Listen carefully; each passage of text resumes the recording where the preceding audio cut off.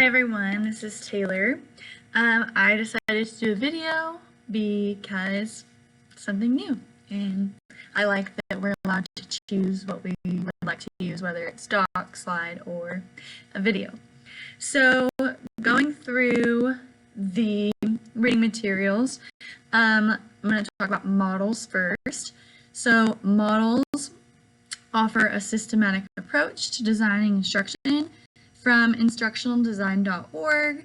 They provide guidelines or frameworks to organize and structure the process of creating instructional activities. Example would be like the AEP model or the backward design model. There's a lot of different models that are out there.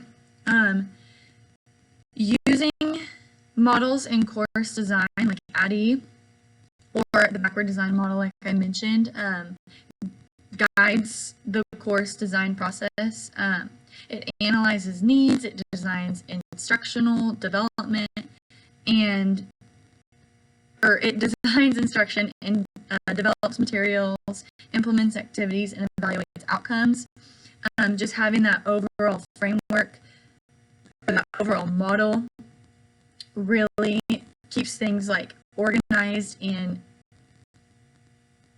to a T when you're designing instruction. Talking about strategies, there was that one resource in our reading resources this module called from teachthought.com. It was the 32 based instructional strategies, and they're known to be effective. Examples are like setting objectives, cooperative learning, generating and testing hypothesis.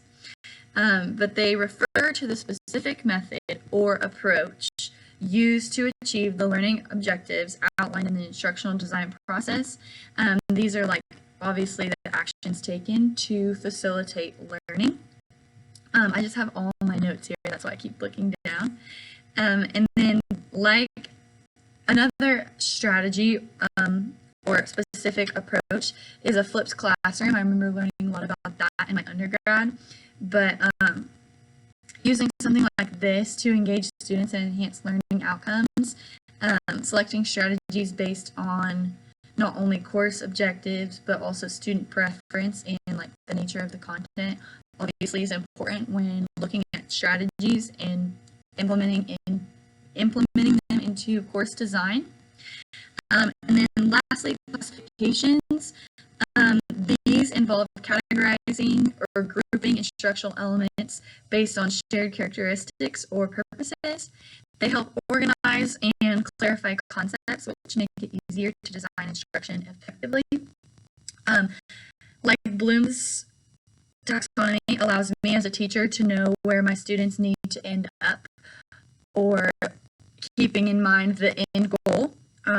It keeps things organized, and like for me, knowing where my students need to end up and having that end goal in mind is essential to the whole design process.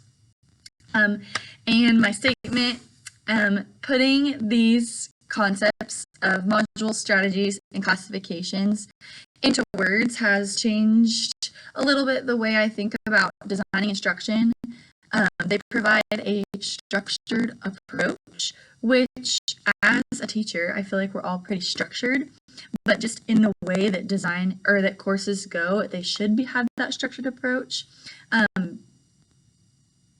But rather than looking at course design as a series of like isolated things, like 3 different things, it makes me like look at the overarching framework, which is the models, the specific methods to engage learners, which is the strategies, and the ways to tailor instruction to individual needs, which is the classifications.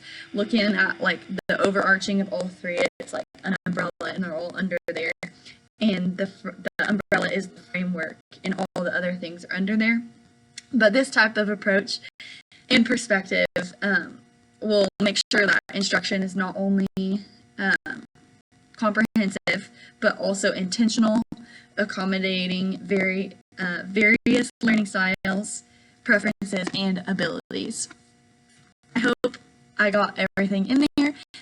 It was really fun to learn about model strategies and classifications because honestly, I just kind of was like putting them all together, but it's nice to know like the definitions of each and how they're each separate, but they all relate to each other and encompass the whole process of instructional design.